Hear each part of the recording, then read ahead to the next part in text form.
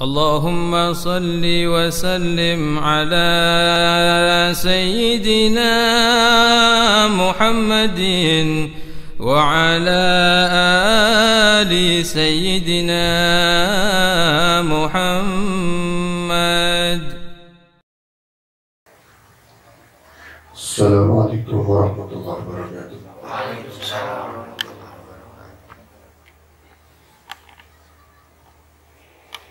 Alhamdulillah, wala hawla wala quwwata illa billah.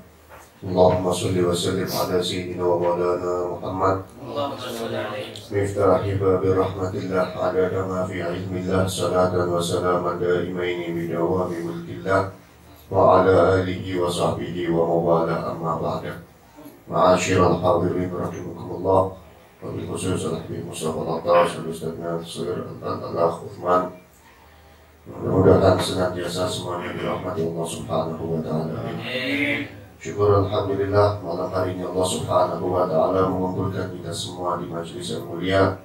Mudah-mudahan berkumpulnya kita di sini menyebabkan orang-orang yang mulia meridhoi kita semua dan menganggap kita sebagai pecintanya, sehingga telah kita mendapatkan syafaatnya.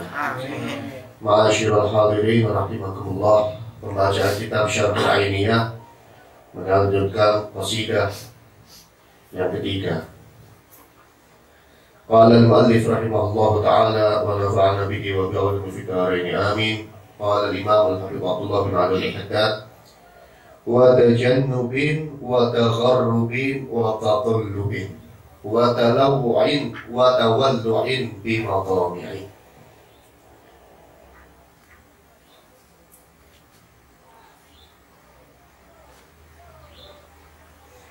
Wa tajannubin.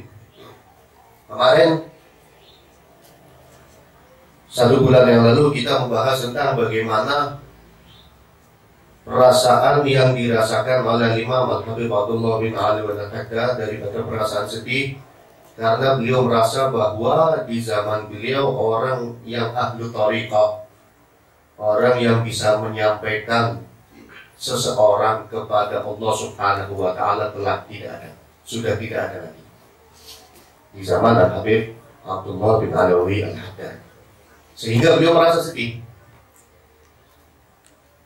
Beliau selalu menangis karena rindu kepada pendahulu-pendahulunya, yang mana pendahulu-pendahulunya adalah orang-orang mulia, orang-orang yang bisa menyampaikan murid kepada Allah Subhanahu wa Ta'ala.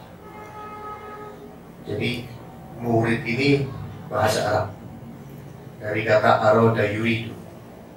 Muridun, orang yang menginginkan. Menginginkan apa? Kalau sekarang yang namanya murid yang penting pengen dapat ilmu syariat, sudah selesai. Sekarang orang khatam kitab ini sudah bangga, merasa cukup.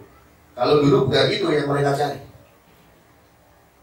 Muridun yang mereka cari adalah bagaimana wusulnya mereka, sampainya mereka kepada Allah Subhanahu wa Ta'ala. Seseorang yang sampai kepada Allah itu yang seperti apa? Yang sudah mendapatkan ihsan. Yang sudah mendapatkan ihsan. Ihsan itu apa? Dijelaskan oleh Nabi. Al-ihsan huwa an ta'budullaha ta'ala ka'annaka tarahu. Fa'in lam takun tarahu fa'innahu yarak. Ihsan itu adalah hendaknya engkau beribadah kepada Allah seakan-akan engkau melihat langsung Allah Subhanahu wa Ta'ala. Bukan berarti kita diperintahkan untuk membayangkan bagaimana bentuk zatiahnya Allah Subhanahu wa Ta'ala. Itu haram buat kita. Ini adalah pembahasan yang susah untuk kita pahami kecuali dengan betul-betul dengan pembukaan atau futuh dari Allah Subhanahu wa Ta'ala. Jadi memang ada aulia yang kalau sholat itu bisa langsung melihat Allah Subhanahu wa Ta'ala, seperti yang dirasakan oleh Al-Imam Abu Yazid Al-Bustami. Imam Abu Yazid Al-Bustami kalau takbir Allahu Akbar itu bukan hanya melihat Ka'bah, tapi langsung melihat Allah Subhanahu wa Ta'ala yaqdzatan, dalam keadaan sadar, bukan dalam keadaan mimpi. Yang namanya sholat tidur dan batal. Jadi Ini hakikatul ihsan. Ini adalah hakikatul wusul, orang yang betul-betul telah sampai kepada Allah Subhanahu wa taala. Atau yang kedua, fa illam takun tarahu fa innahu yarah. Ini maqamul muraqabah. Kalau memang engkau tidak mampu untuk melihat Allah, maka rasakanlah, sadarlah kalau kita ini selalu dilihat oleh Allah Subhanahu wa taala. Ini maqamul muraqabah. Ini yang didapatkan oleh orang-orang soleh. Kenapa orang soleh bisa setiap malam bangun tahajud, bahkan ada yang satu malam suntuk gak tidur. Sehingga banyak dalam manaqib sejarah aulia dikatakan bahwa ada Syekh Fulan yusalli subha bi wudhu'il isya. Ada Syekh Fulan sholat subuhnya itu dengan wudhu isyanya. Bukan berarti sholat isyanya jam 4, setengah jam kemudian subuh, bukan seperti itu maksudnya. Sebab kadang dulu kita punya teman, nanti tulis ya sejarahnya saya, sholat isyanya itu, sholat subuhnya pakai wudhunya isya, tapi pada sholat subuhnya jam 4 di pondok. Bukan seperti itu. Sholat subuh, sholat isyanya awal waktu, tapi wudhunya itu gak batal sampai subuh, menunjukkan bahwa satu malam suntuk gak tidur. Apa yang mereka lakukan? Apa main kerambol?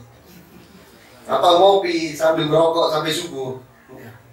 Zikir kepada Allah Subhanahu wa taala. Sholat. Ada yang sholatnya ribuan rakaat, ada yang ratusan rakaat, ada yang hafal Al-Quran, ada yang istighfarnya sekian ribu, ada yang sholawatnya sekian ribu. Kenapa bisa seperti itu?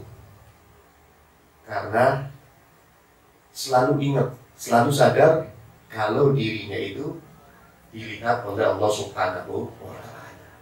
Seperti kita punya satu syekh yang sangat kita agumi, yang sangat kita kagumi, yang sangat kita takzimi. Kemudian di depan syekh itu nggak mungkin kita kurang ajar. Depan syekh itu nggak mungkin kita riba. Di depan syekh itu nggak mungkin kita ngerokok. Di depan syekh itu nggak mungkin kita main HP. Kenapa? Ada syekh yang sangat kita kagumi, ada syekh yang sangat kita takzimi, yang sangat kita hormati. Nah, yang dirasakan oleh aulia lebih dari itu. Jadi selalu merasa dilihat oleh Allah Subhanahu wa taala, dan perasaan itu penuh penghormatan, penuh pengagungan, penuh pentakziman kepada Allah Subhanahu wa taala. Jadi nggak mau tidur aja malu, ya Allah, tidur dilihat oleh Allah, nggak ibadah, malu saya. Mau ninggalin duha, ya Allah, dilihat oleh Allah, nggak duha, malu saya. Mau riba, dilihat oleh Allah, malu. Terus seperti itu yang dirasakan. Ini diantara apa yang dirasakan oleh orang-orang yang telah sampai kepada Allah Subhanahu wa taala. Dan itu yang diinginkan oleh murid-murid orang dahulu, itu seperti itu yang diinginkan. Bukan hanya harta kita bisa ngajar, bukan itu. Tapi bagaimana sampai kepada Allah Subhanahu wa taala. Nah, di zamannya Imam Haddad, beliau mengatakan di zaman beliau ada orang-orang yang seperti itu sudah tidak ada.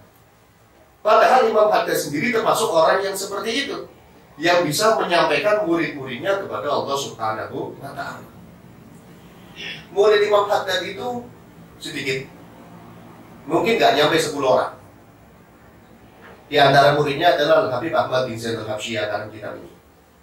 Jadi ini syair qasidahnya, karangannya Al-Habib Abdullah bin Ali Al-Haddad. Syarahnya, keterangannya, karangannya Al-Habib Ahmad bin Zain Al-Habsyi, murid daripada Al-Habib Abdullah bin Ali Al-Haddad. Ada salah satu temannya Habib Ahmad bin Zain. Ngomong sama Habib Ahmad bin Zain, "Mali hadan nas amma ya'rifun anna syekhana minal aqta minal awliya." Kata temannya Habib Ahmad bin Zain Al-Habsyi, "Bagaimana orang-orang ini? Apakah mereka nggak tahu kalau guru kita termasuk wali kutub?" Jawaban Habib Ahmad bin Zain, "Diam aja. Hati bakal Zain.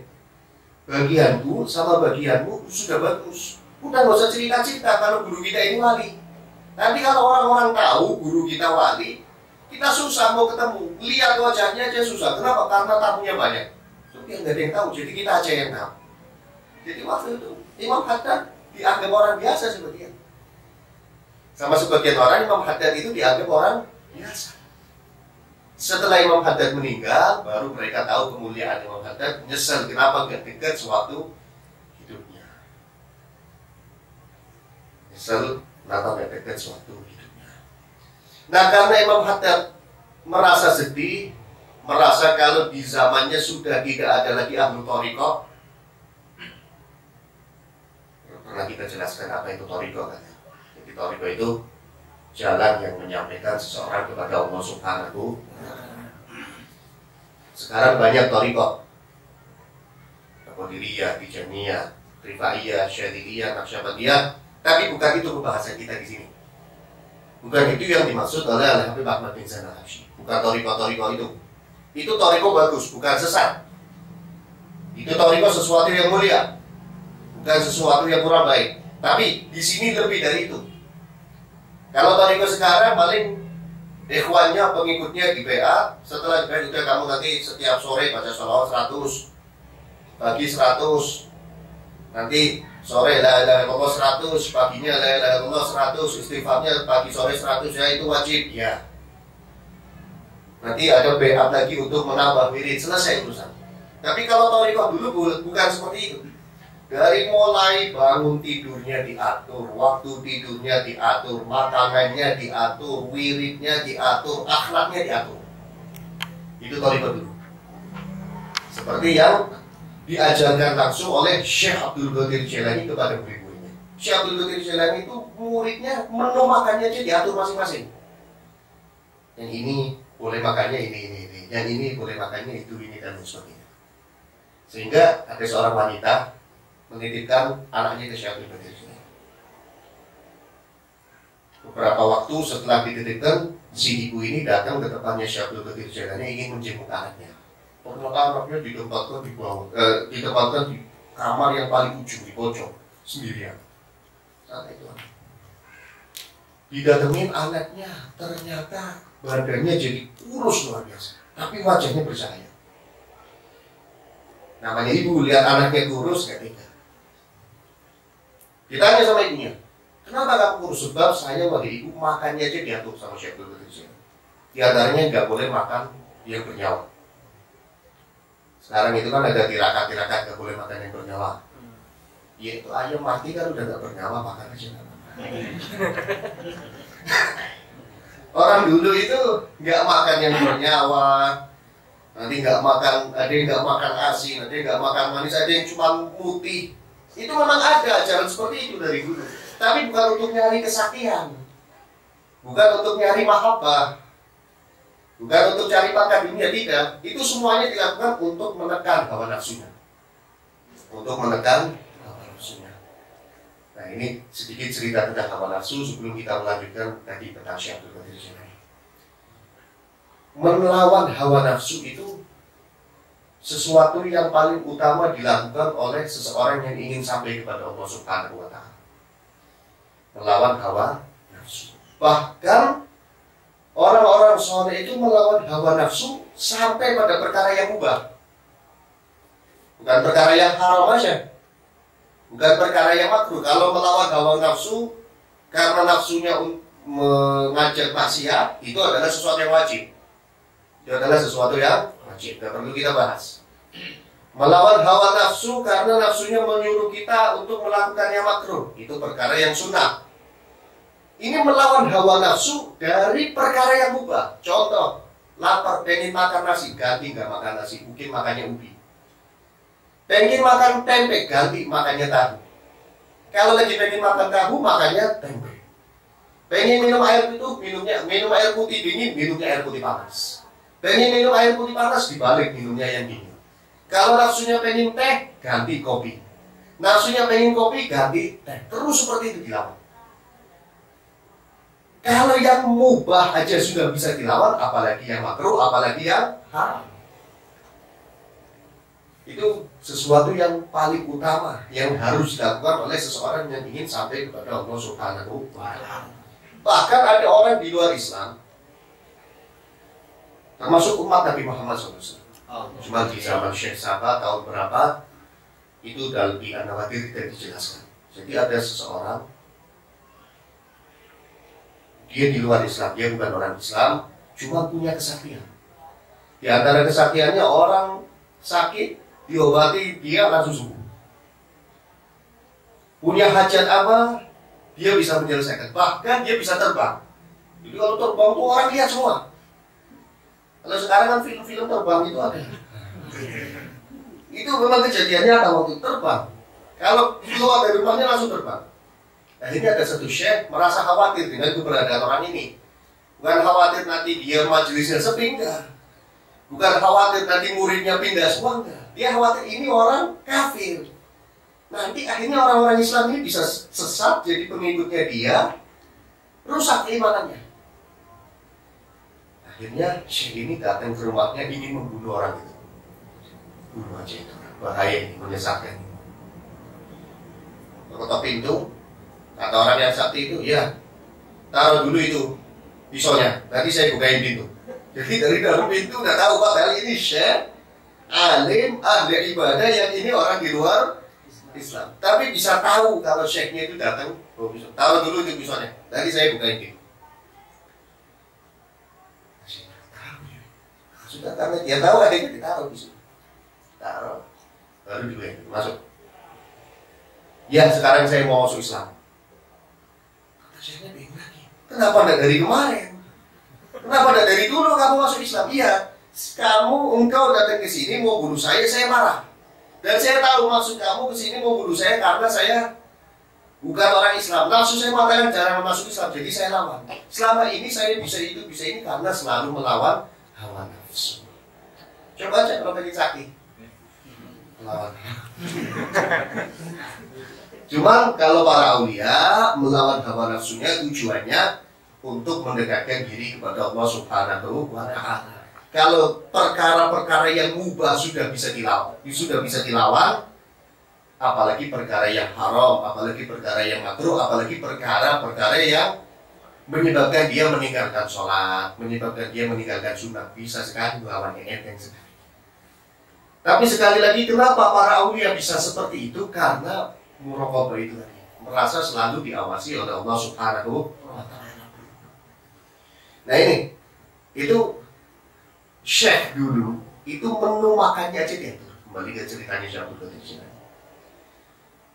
Itu tadi ibu yang anaknya kurus tanya, kenapa kamu kurus? Kalau saya makannya diatur sama Syabul Qadir. Nggak boleh makan ini, nggak boleh makan ini. Akhirnya ibu itu tadi sama anaknya sowan ke Syabul Qadir. Biasanya kalau orang tua jenguk anaknya di pondok, setelah itu pasti anak sama orang tuanya menghadap ke kiainya seperti ini. Ini ibu itu tadi menghadap Syabul Qadir sama anaknya. Waktu ibu tadi menghadap Syabul Qadir Syabul Qadir dimakan ayam. Pokoknya makan makanan yang enak-enak. Ini gimana ini Syabul Qadir muridnya nggak boleh makan yang enak-enak, dia makan sendiri yang enak-enak. Itu bu selesai, ibu itu tanya, wahai syekh, saya mau tanya, engkau larang murid-muridmu diantaranya anakku untuk makan makanan yang enak, diantaranya yang bernyawa, tapi kok makan? Gimana? Muridnya dilarang tapi malah engkau sendiri ngelakuin. Oh itu masalahnya dia. Dikumpulin tulang-tulangnya, diusap jadi air lagi. Kata Syabul Qadir Jailani, kalau anakmu sudah bisa seperti ini, silahkan mau makan ayam, makan ayam.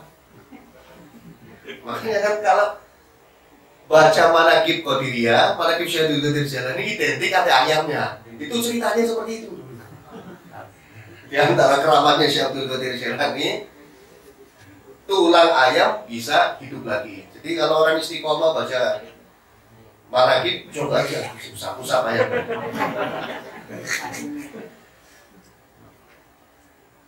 Nah, kata Syabul Qadir Jailani, kalau anakmu sudah bisa seperti ini, silahkan makan ayam. Bukan berarti Syabul Qadir Jailani pamer keramat, pamer kehebatan, tidak. Seperti itu karena bisa seperti itu karena sudah diberi izin oleh Allah Subhanahu. Diberi izin karena Syabul Qadir Jailani sudah dekat, sudah usul, sudah sampai kepada Allah Subhanahu wa Ta'ala. Nah, murid, jadi pengikut thariqah dulu itu punya mursyid yang memang 24 jam itu mengawasi muridnya. Diawasi terus sampai lulusnya itu lulus zahir batin. Syariatnya lulus, thariqahnya lulus, benar-benar sudah makrifat. Kan orang pertama syariat, seperti kita, pelaku syariat. Kalau syariat sudah beres, baru masuk thariqah. Nanti hasilnya adalah makrifat, kenal Allah Subhanahu wa Ta'ala. Kalau kita belum kenal Allah. Kita ini belum kenal. Kita hanya iman, percaya, ya, percaya Allah ada, ya percaya. Sudah selesai. Kenal belum? Kenal. Sebab orang kenal Allah itu semua hidupnya, semua apa yang dilihatnya, semua apa yang dirasakannya dikembalikan kepada Allah Subhanahu wa Ta'ala. Lihat tembok, ini ciptaan Allah. Mau lihat bunga, Allah Subhanahu wa Ta'ala. Semuanya diingat. Kalau kita kan enggak. Lihat tembok, ini mau lebaran untuk dicek. Kita baru iman.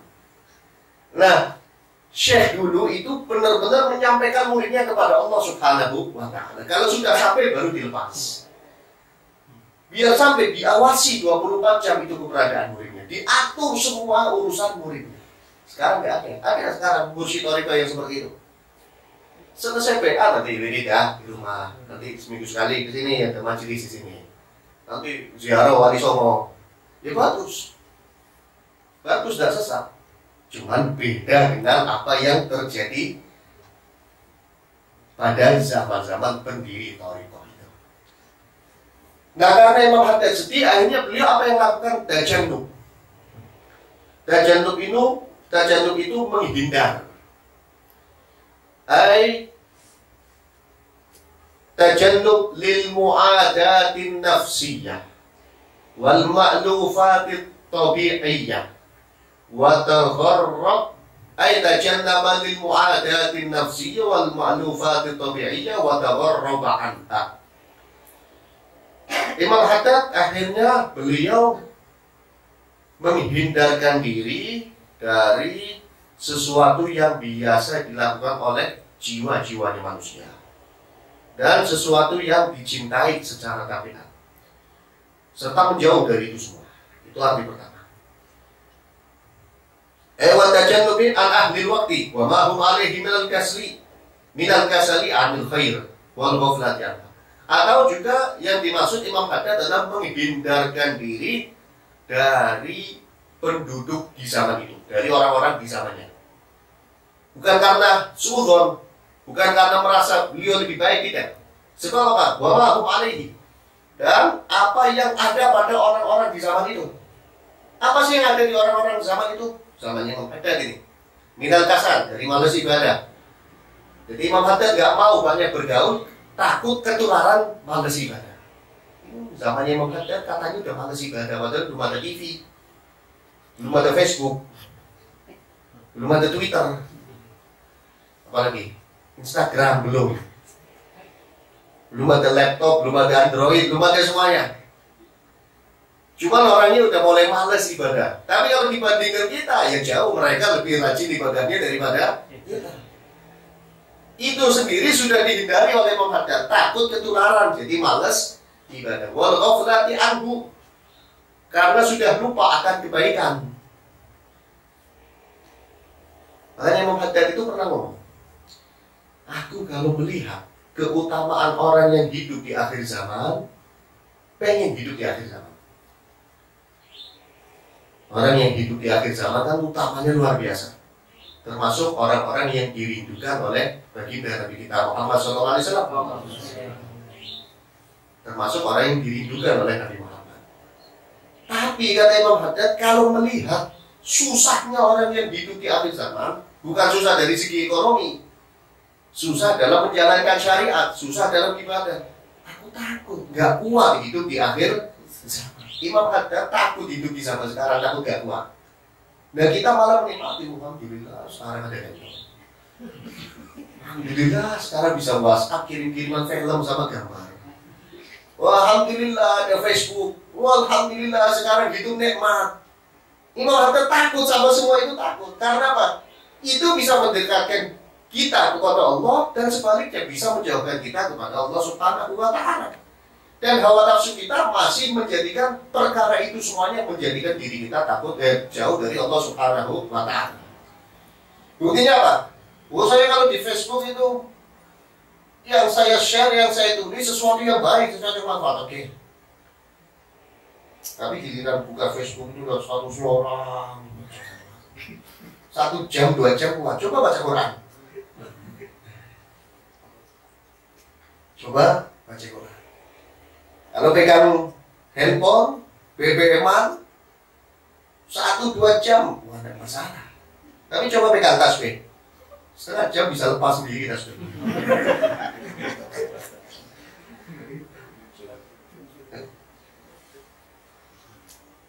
Walaupun manfaat, walaupun itu ada manfaatnya, tapi semuanya tetap menjadikan kita jauh dari Allah Subhanahu wa Ta'ala. Kecuali apa? Kita buka dan kita tulis yang manfaat. Selesai, tutup, matikan. Apalagi udah nulis, bilang wah, yang seneng banget ini. Jadi orang dulu handphone di sana, handphone di mobil, handphone. Sehingga jarang orang sekarang itu jarang ngopi, ngobrol, rame. Ya, jarang. Ngobrol yang ngerahat gitu, yang rahasia, yang cerita yang lucu-lucu jarang. Itu duduk, kopi gitu loh. Itu ngobrol sama temannya, apalagi ngobrol sama Allah Subhanahu wa Ta'ala. Watatallubin dan Imam Haddad selalu mencari-cari. Semasa hidupnya selalu mencari-cari. Mencari-cari apa? Mencari-cari orang yang bisa menyampaikan kepada Allah Subhanahu wa Ta'ala. Cari ahlullah, cari orang-orang yang cinta kepada Allah, ahlul wilayah, orang-orang yang punya pangkat di sisi Allah Subhanahu wa Ta'ala. Mau apa cari-cari ahlul wilayah? Mau apa cari-cari ahlullah? Mau minta doa biar dagangannya laris? Mau minta doa biar cepat nikah? Nah, pengen biar dirinya itu lebih dekat kepada Allah Subhanahu wa Ta'ala. Nah, coba kita ini sekali-kali datang ke ulama cerita seperti itu. Kita cari orang yang kita anggap soleh. Fulan soleh, sudah selesai. Jangan dengerin omongannya orang. Semua akhir zaman ini susah. Kita ini udah mau cinta, udah mau percaya, udah mau mustaqim, kena fitnah. Bukan pernah seperti ini, pernah, jangan terpengaruh. Jadi kalau kita sudah cinta sama satu syekh, pegang. Mau orang ngomong apa, mau orang ngomong apa, kita tetap cinta. Yang penting cintanya jangan mengalahkan yang lain. Gara-gara cinta sama satu syekh itu akhirnya debat sama yang cinta sama murid-muridnya kiai yang lain. Wah, kiai saya paling hebat, apa kiainya kamu? Jangan. Dan kalau kita lagi duduk sama orang yang cinta sama syekh yang lain, jangan ceritakan keistimewaan syekh kita. Jangan. Nanti itu jadi sesuatu yang kurang baik. Jadi sesuatu yang kurang baik. Ya kan, dia nggak cinta sama syekh kita. Dia punya orang yang lebih dicintai. Ngapain kita maksa dia untuk ikut cinta sama pedoman kita, sama yang kita kagumi. Jadi cinta sama syekh ini butuh husnudzon yang sempurna. Itu yang akan menyebabkan kita sampai kepada Allah. Yang akan menyebabkan kita diangkat derajatnya oleh Allah Subhanahu wa Ta'ala. Seperti diceritakan. Saya pernah cerita di sini kalau bersama. Jadi ada satu syekh yang akan ngajar muridnya, tiba-tiba ada pelacur. Ya kan? Pelacur yang paling cantik di zaman itu masuk majelisnya syekhnya, masuk ke kamarnya. Gak lama kitabnya ditutup sama syekh, itu masuk ke situ syekhnya. Bubar semua ini majelisnya. Murid-muridnya bubar semua, anak murid bahaya syekh. Diikuti malah pengajian ditutup gara-gara ada pelacur. Kecuali ada satu murid. Bahkan waktu syekhnya masuk kamar, itu kamar mandinya syekhnya dipenuhi. Ya kan, masuk kamar perempuan nanti kali keluar rumah mandi junub jadi udah penuh. Ada murid satu ini keluar, syekhnya senyum-senyum, malah temanmu yang lain bubar syekh. Kamu kenapa nggak bubar? Habis mau di kamar mandi, barangkali syekh mau mandi junub. Kenapa kalau kamu mau di kamar mandi nggak bubar? Saya yakin syekh nggak bakal zina. Mungkin itu sudah dikasih sama syekh semalam apa gimana? Enggak, coba masuk sini. Perhatikan, ini kamar yang tadi dimasuki pelacur itu pintunya cuma satu. Jadi nggak ada pintu yang lain. Keluar masuk harus dari pintu situ. Masuk kamu ke kamar itu, cari pelacurnya ada enggak? Dicari nggak ada. Kemana syekh larinya? Itu bukan pelacur, itu jelmaan hawa nafsu. Semalam murid-murid saya habis lihat pelacur itu tadi, masuk majelis bukannya fokus kita, bayanginnya pelacur itu. Jadi saya marah, ini dijelmakan sekalian. Buat apa ikut saya tapi nggak fokus? Tapi alhamdulillah kamu masih husnudzon. Sudah kamu sekarang yang memegang sir saya. Bahkan ada satu orang ahli maksiat.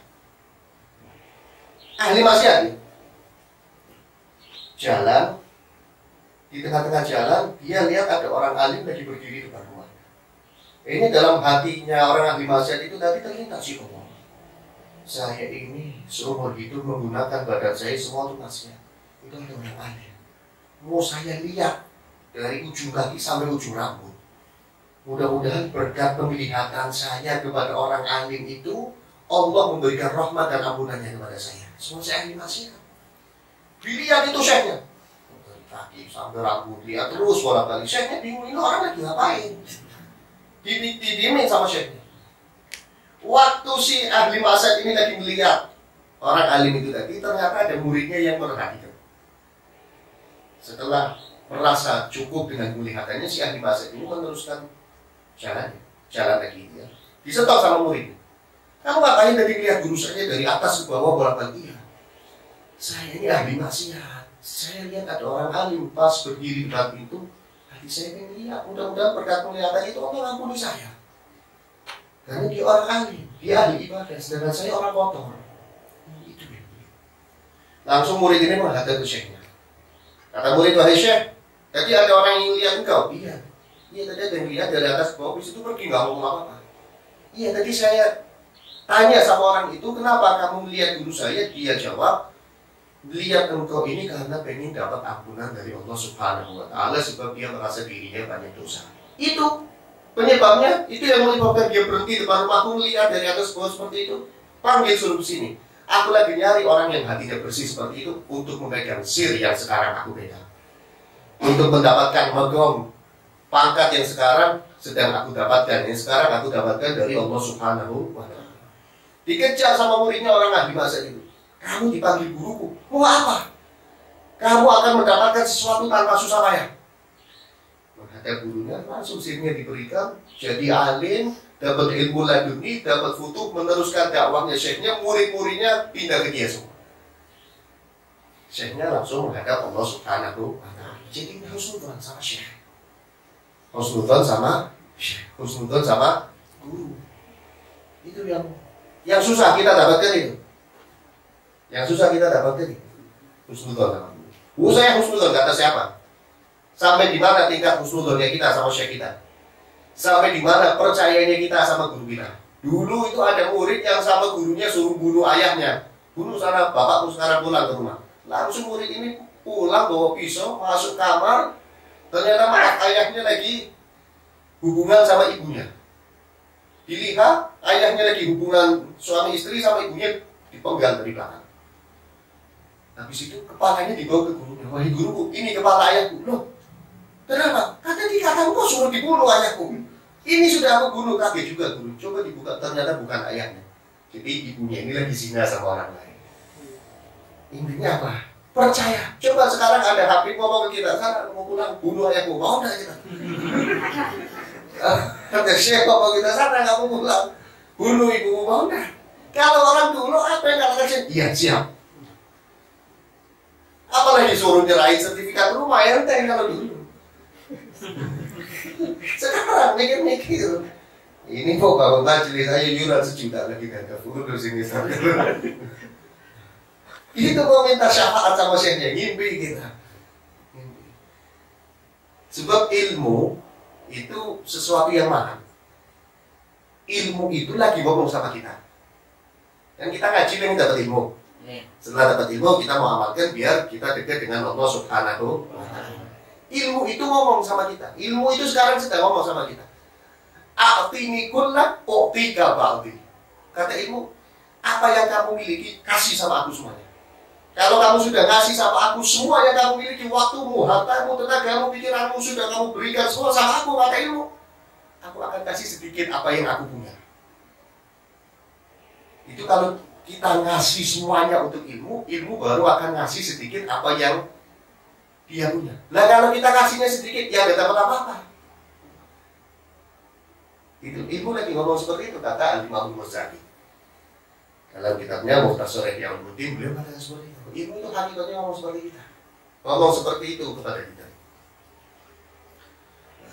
Wa talawu'in, dan Imam Haddad sedih karena nggak nemu-nemu orang yang dicari itu, yang bisa mendekatkan seseorang kepada Allah Subhanahu wa Ta'ala.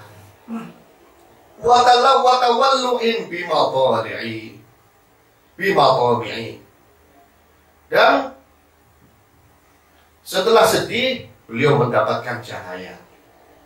Cahaya apa? Penerangan bahwa apa yang diinginkan akan didapatkan. Apa yang diinginkan akan didapatkan. Apa sih yang diinginkan Imam Haddad? Adalah keinginan hati. Matami qalbiyah, keinginan hati. Ruhiyah, keinginan roh. Keinginan hati, keinginan roh. Samawiyah, sesuatu yang sifatnya tinggi. Alawiyah, yang tinggi. Nabawiyah, yang ada kenisbatan kepada kenabian, yang ada nisbat kepada kenabian. Rabbaniyah, yang bersandar kepada Allah Subhanahu wa Ta'ala. Bukan pengen punya mobil, bukan pengen punya rumah, bukan pengen ganti handphone baru, bukan pengen ambil motor baru, bukan itu. Tapi sesuatu yang sifatnya tinggi. Sesuatu yang sifatnya, yang nilainya tinggi, yang ada hubungan nisbah kepada Nabi, yang bersandar kepada Allah Subhanahu wa Ta'ala. Berupa apa? Mahabbatullah wa mahabbatur Rasulih sallallahu alaihi wasallam. Karena Imam Haddad sudah nangis, sudah cari, sudah macam-macam usahanya, beliau mendapatkan cahaya penerangan untuk mendapatkan apa yang diinginkannya. Makanya kita coba datang ke Syekh dengan penuh ta'zim, dengan penuh keyakinan, dengan penuh penghormatan, minta nasihat, minta arahan, minta pegang tangan Syekh, pegang, diarahkan ke hati kita. Doakan biar hati kita bersih. Doakan biar hati kita ini selamat dari keinginan-keinginan yang jelek. Minta seperti itu. Minta seperti itu. Pegang tangan Syekh, taruh di atas kepala kita. Tujuannya apa? Biar ini pikirannya ini tidak negatif. Biar pikirannya ini sesuatu yang baik-baik, yang bagus-bagus, yang mendekatkan diri kepada Allah Subhanahu wa Ta'ala. Itu ajaran salaf.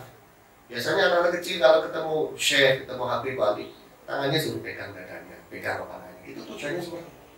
Karena intinya manusia kan kalau hatinya baik, pikirannya baik, ya pasti perilakunya baik. Tapi kalau hatinya rusak, pikirannya rusak, ya pasti perilakunya rusak.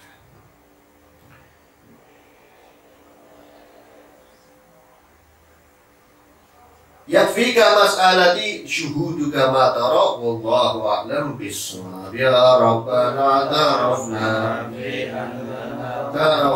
wa annana asrafna ala ladha fatub alaina tawba taghsilu kulla awba wastur lana awrati amin irrati waghfir liwalidina rabbi والآل والإخوان وسائر الخلان وكل ذي محبة أو جيرة أو صحبة والمسلمين أجمعين ربي اسمع وجودا منا لا باكتساب منا بالمصطفى رسولي نحظى بكل سولي بالمصطفى رسولي نحظى بكل سولي بالمصطفى رسولي نحظى بكل سولي صلى وسلم ربي عليه عد الحق وآله وصحبه وصحبه والحمد لله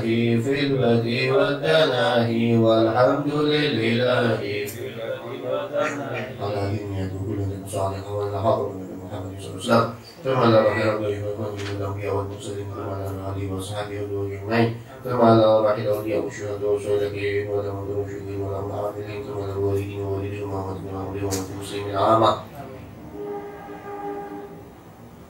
الفاتحة.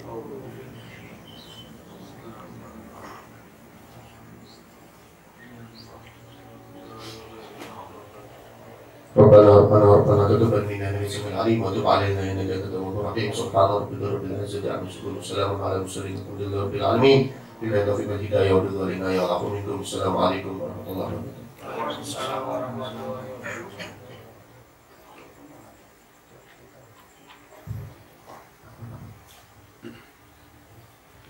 بسم الله الرحمن الرحيم. اللهم صل على سيدنا محمد وعلى ال سيدنا محمد.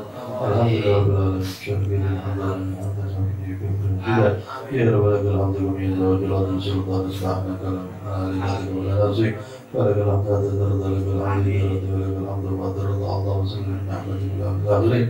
اللهم صل على محمد في المرتين. اللهم صل على محمد في الاعلى من الدين. اللهم صل على محمد حتى ترضى عليه وانت في الرزق.